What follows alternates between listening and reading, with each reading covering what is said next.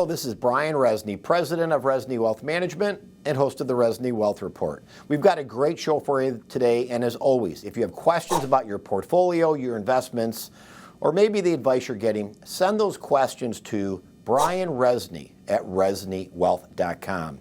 And as always, go to ReznyWealth.com, click on that consultation tab. We are taking new clients. We do manage larger portfolios. And as always, if you're not happy with the way your money's being managed, make sure you contact our firm for real money management 100% of the time. You know, we're getting a lot of calls and questions to our radio and TV shows about the U.S. economy. And one of the things I want to stress is the U.S. economy, generally speaking, has been fairly resilient. The U.S. consumer, which is really the backbone of the U.S. economy, has been spending. As long as the U.S. consumer has a job, the U.S. consumer will continue to spend. While people spend too much often, and that's why 80% of the population of the U.S. really has no money saved, at the end of the day, as long as the U.S. consumer has a job, they keep spending, which keeps the economy growing.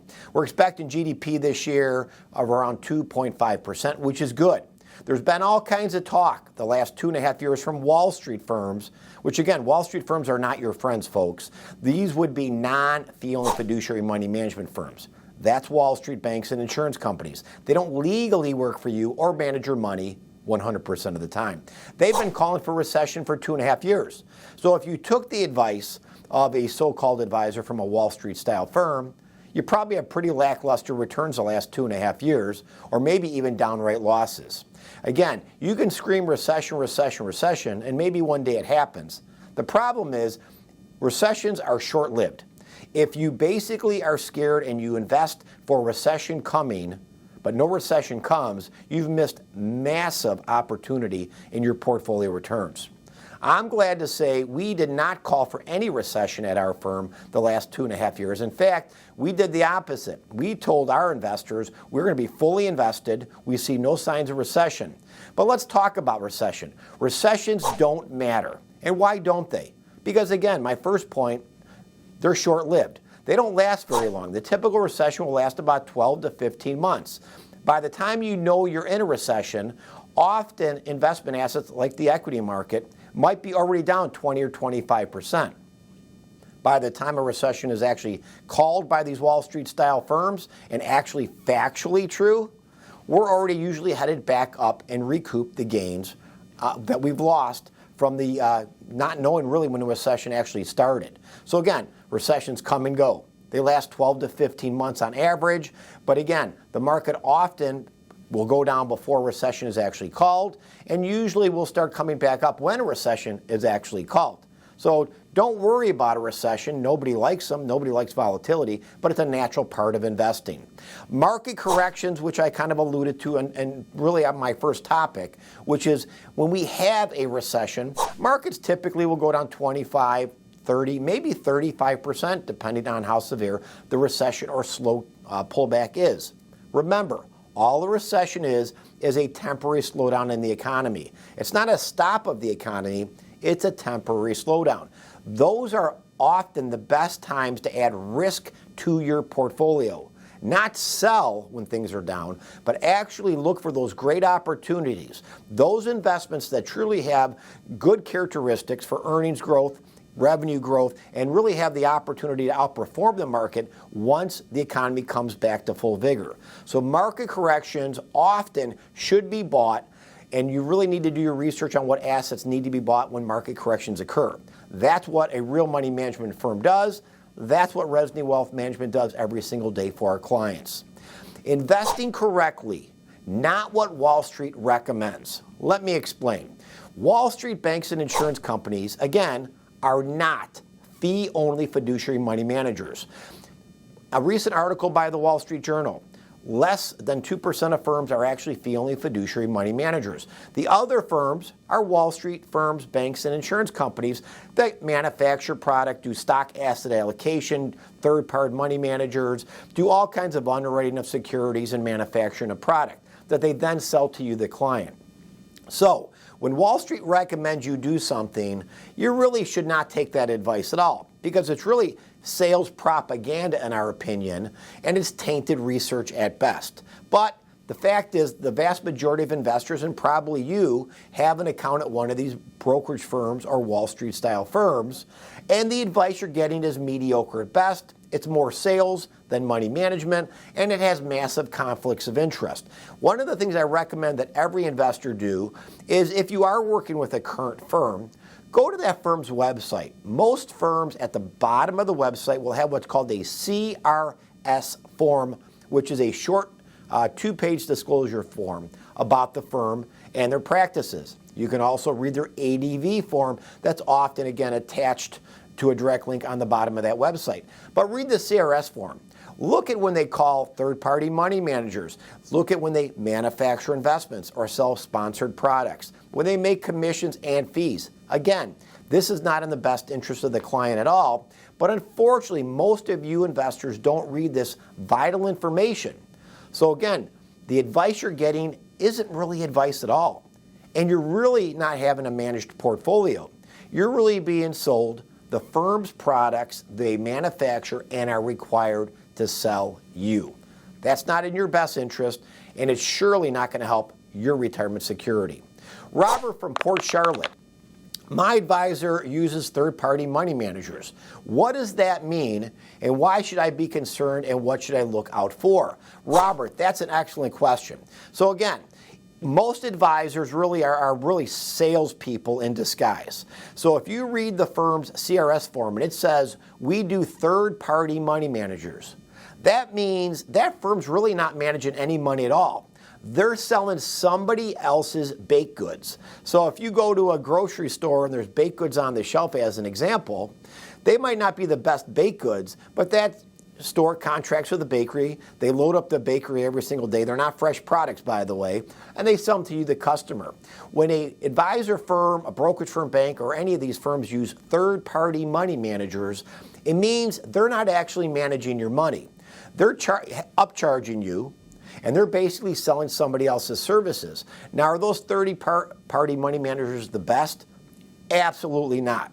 It's the third-party money managers that often give them the biggest kickbacks to that brokerage firm that they then put on the shelf and sell you, the client. So you should look out for conflicts of interest. You should avoid firms that are not the only fiduciary. Again, statistically, and by a recent Wall Street Journal article, 2% of firms nationally are fee-only fiduciary money managers. Elizabeth from Sarasota. My advisor is recommending me purchase an annuity for lifetime income. I've heard you mention annuities are not good. He says I'll make stock market returns with no risk and I'll get a 10% bonus. First off, these are all blatant lies by this so-called advisor. The advisor you're talking about clearly is working under suitability. He wants to sell you what's called an equity index annuity for a ginormous commission for himself. As soon as you get into the annuity, your money is now locked into jail, and you cannot get all of your money out without a surrender penalty that can last 10, 12, 14 years. That could be a surrender percentage of 10, 12, 14%. So imagine taking $500,000 of your money, putting it in one of these annuities, and not be able to take all your money out when you realize in 3 years you made a huge mistake, and you still have to pay a 10% penalty to get your money out.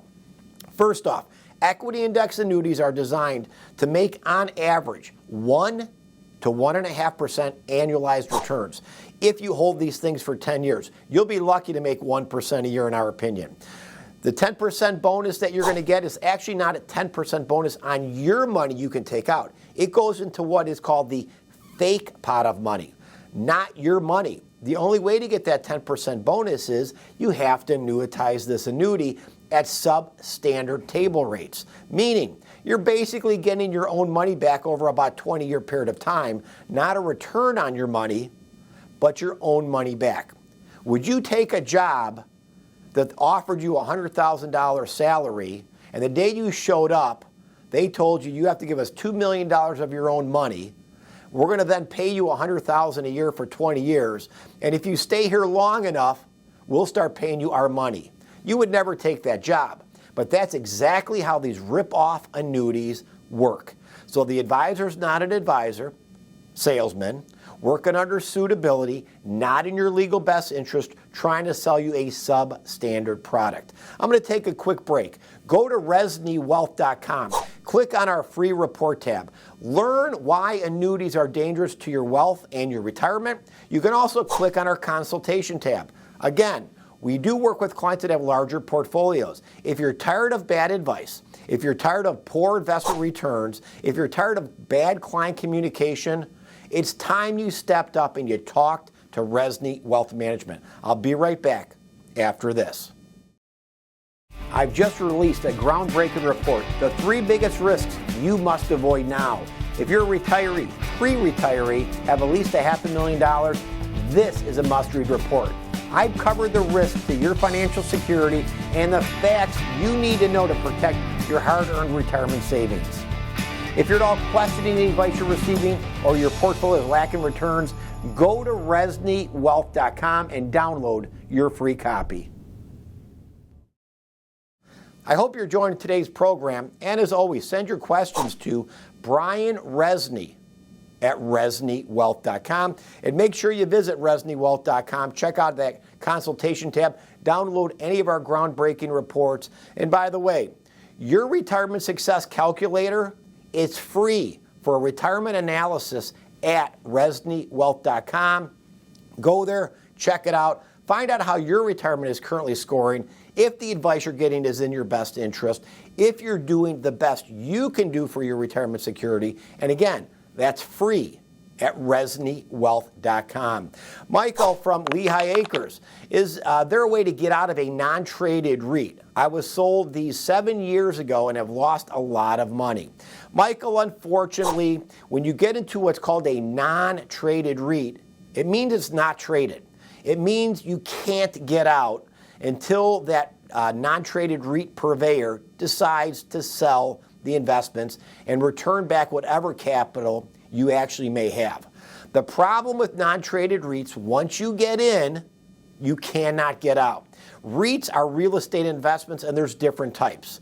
The problem with REITs, again, is the lockup. If an investment starts going south, you want to be able to get out before you lose all your money or a significant portion.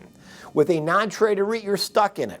So when you start off at a 5% cash flow, and then the real estate properties are going down and they're losing tenants, and pretty soon your cash flow goes away and you're not making 5% and you're losing capital, you can't get out. Never buy a non-traded REIT. These are sold by so-called advisors that work for banks, insurance companies, brokerage, Wall Street style firms that are not fee-only fiduciary. By the way, you could have bought a traded REIT, meaning liquid, with no surrender penalties, no lockups, have full liquidity of your money. I bet your advisor didn't tell you about that one. And if things didn't go well with that, you can get out before you lost 80% of your money. One of the things I want to discuss today and really hammer home for you retirees, and some of the major concerns that I often hear, is about the advice you're receiving from non-fiduciary companies. So again, 2% of companies, based upon a recent Wall Street Journal article, are fee-only fiduciary. So I often get questions, Brian, how do I find a fee-based advisor? You don't want a fee-based advisor. You only want a fee-only fiduciary money manager. So let's talk about it. Conflicts of interest. A non-fiduciary advisor do not prioritize your best interest. So if you're working with a fee-based advisor, a commission advisor, a combination advisor like that, they're not legally working for you and putting your interest ahead of theirs 100% of the time. Would you ever work with anybody who doesn't have to legally work for you 100% of the time? You shouldn't. I think the problem is a lot of investors don't understand the difference between fee-only and fee-based or commission-based. They truly don't understand the difference. Again, probably 4, 5, 6 times a show, I'll get a question, Brian, how do I pick a fee-based advisor? Again, you do not want a fee-based advisor. They're as corrupt as a straight commission salesperson, in our opinion. Lack of transparency is another big one when you're not working with a fee-only fiduciary money manager. The fees, the commissions associated with products they recommend, from non-fiduciary advisors. That's a problem. You as an investor should know the full cost of your relationship without trying to dig a tunnel to China to figure it out. We recently had a client that hired us. They were working with a fee-based advisor. They were not happy. Their account was littered with all mutual funds. Why did that firm use mutual funds, even though they were non-commission funds? Because they received revenue sharing 12B1 fees. The average cost of the mutual funds they had in their account were about 1% a year. The fee they were being charged by their advisor was over 1% a year. So they were paying all cost in, fees they really didn't know they were paying, plus the advisor fee over 2% a year. When I talked to them, I said you could easily cut that cost in half by utilizing stocks, bonds, and low-cost ETFs in the makeup of your portfolio, which is what a real fee-only fiduciary money manager will often utilize, like Rezny Wealth Management. So again, if everything was the same, but you cut your cost in half, that extra cost savings is profit in your pocket, Mr. Investor. Remember that. Fee-based firms are not working in your legal best interest 100% of the time. Suitability standards are another big problem. Non-fiduciary advisors operate under what's called a fiduciary standard rather than the fiduciary standard. What does that mean? The question I had earlier about annuities. If anybody offers you an annuity, that's under suitability. That means all they have to do is sell you something that you are suitable to buy. That is it. So that means if, let's say, you want a loaf of bread at the store, you can go to the store, buy a moldy $8 loaf of bread. Right next to it is a $2 brand new wholesome loaf of bread out of the bakery. Which one is actually better? Well, clearly the $2 loaf of bread out of the bakery, that's fresh. But under suitability, that advisor you're working with that's trying to sell you that annuity can sell you an $8 moldy loaf of bread. That's a problem for you, the investor, and it doesn't put your interest ahead, of course, of the advisor. The advisor is coming first, which is always wrong when you're getting financial advice, and it's not protecting your financial security. As always, send your questions to Brian Rezny at ReznyWealth.com. One of the things I want to stress to every investor, make sure you truly understand the advice you're receiving. Go to the firm's website that you currently employ. Look at the bottom of the homepage. Often, their CRS form or their Form ADV will be at the bottom tagged. Click on it. Read that CRS form. Understand the conflicts that are coming against your money. I want every investor to do the best they can. I've been managing money over 30 years. We're a fee-only fiduciary money manager. That means we legally work for our clients 100% of the time, and that means we actually manage their money. We're not selling product. We want every person out there that listens to my TV and radio show to get the best possible advice, and the only way you can get the best possible advice is ensure that the firm you entrust is always legally working for you. You can go to ReznyWealth.com, click on our Special Reports tab, and download the report Real Advisor, Fake Advisor to learn more how to protect your money from bad investment advice. Evelyn from Bonita Springs. I have concerns about the variable annuity insurance I was sold 11 years ago. Premiums are going up and cash values are going down. What can we do? We can't afford this anymore. Evelyn, it sounds like you were probably sold either a second to die insurance policy or a straight variable single life policy, and you were probably told 11 years ago that your premiums would stay stable forever. The problem with these variable life policies in general, or second to die policies, is that often the projections you were sold on, which were just projections, they're not guarantees. Those projections you were shown by that salesperson 11 years ago looked rosy. The problem is those premiums are not keeping up with the overall cost of insurance, and the investments in the account also have not done well. So what happens is they start raising your premium. We often get a lot of calls. We often get new clients that hire us that were sold some of these policies. The problem is you might start paying $5,000 a year for that premium 11 years ago, and now the insurance company is telling you to keep the policy in force, you now have to raise your premiums to $25,000 a year, a 5-fold increase. Of course you can't afford it. So what's going to happen is, and the insurance company knows this, you'll probably cancel the policy.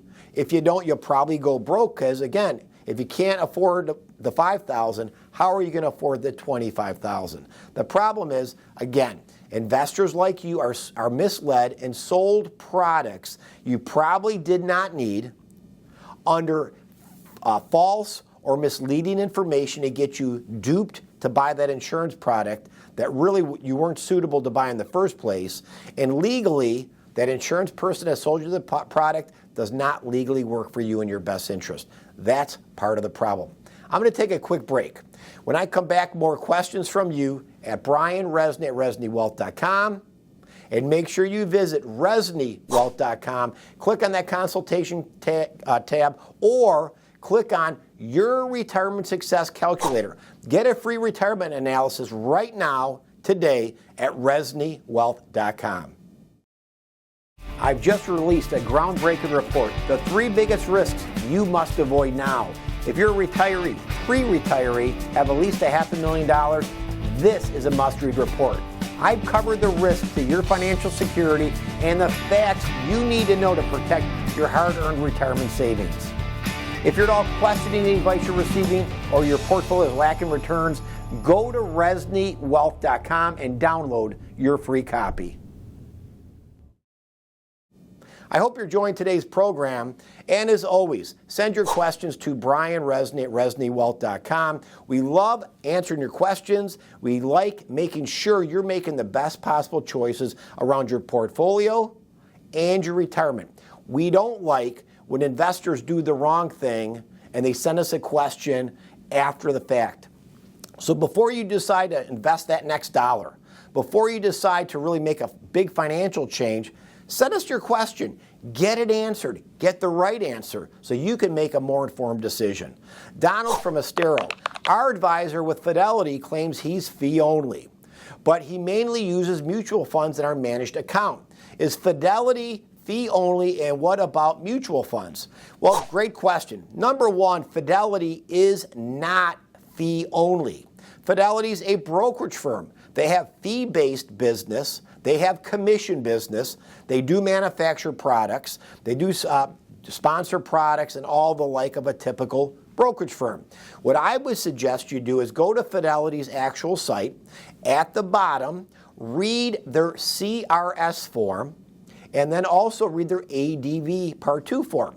It will actually tell you that they earn commission, that they manufacture products, that they have fee-based accounts, they have commission account, brokerage accounts. So again, Fidelity is not a fee-only fiduciary money manager. As for mutual funds in general, we don't like most mutual funds. And why is that? The vast majority of mutual funds greatly underperform. The vast majority of mutual funds have a high expense ratio, which again, take away from your portfolio return. Why do a lot of firms in general use mutual funds, even in a fee-based account? Because they get revenue sharing, kickbacks, shelf space fees. They get other remuneration in addition to the fees you're paying to have your money asset allocated at that firm. So again, if the investment is not the best, it shouldn't be in your portfolio.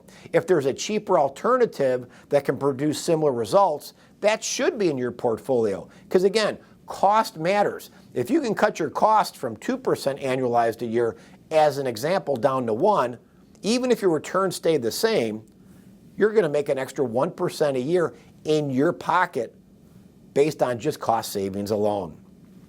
Alice in Bonita Springs. We own 30% of our portfolio in UPS, which has performed poorly the last 10 years. Sell or hold.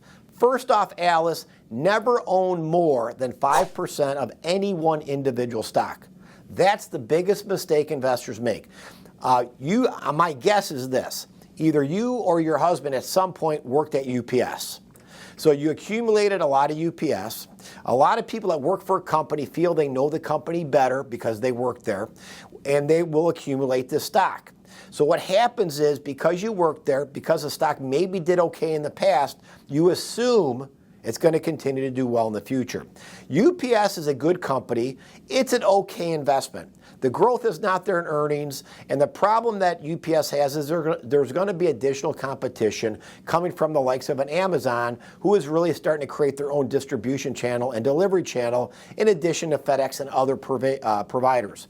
So at the end of the day, you should immediately trim your exposure to no more than 5% of UPS. I personally don't own UPS, and we're not looking to buy it anytime soon. I think there's better opportunity for the money. But again, do not get married to a stock. Do not fall in love with a stock.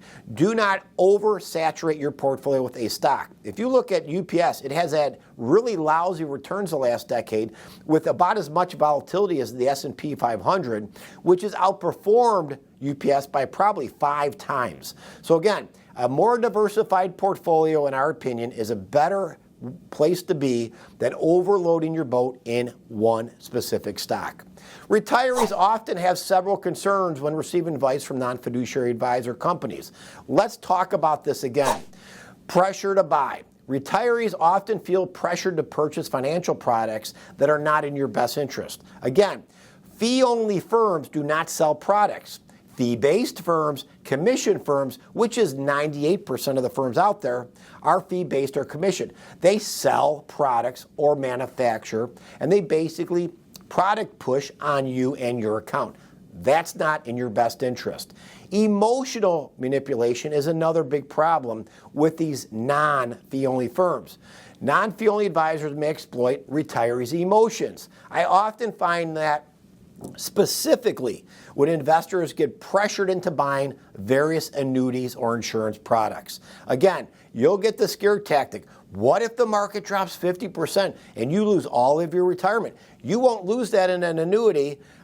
And again, hogwash. Is the market going to go down 50%? It could. Could it rebound? It sure could. Look at the long-term history of the equity market. Should you have all your money in it? Maybe not. But at the end of the day, buying an annuity is a surefire way to really wreak havoc on your portfolio from massive cost structure, lockup surrender penalties, and mediocre returns at best.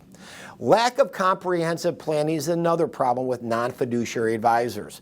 They focus on selling product or third-party money managers versus really planning holistically and managing your money properly.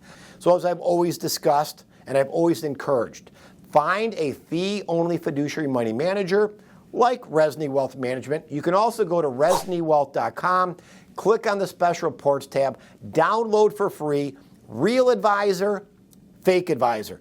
Learn the difference, how to protect your money with real advice and how to basically avoid the conflicts and the bad advice that often comes from fee-based firms, commission firms, or combination firms. As always, when you are unhappy with the results of your money, when you're unhappy with the client communication you're currently receiving, call Rezny Wealth Management. Let's discuss your retirement. Let's discuss your portfolio. Have a safe and profitable day.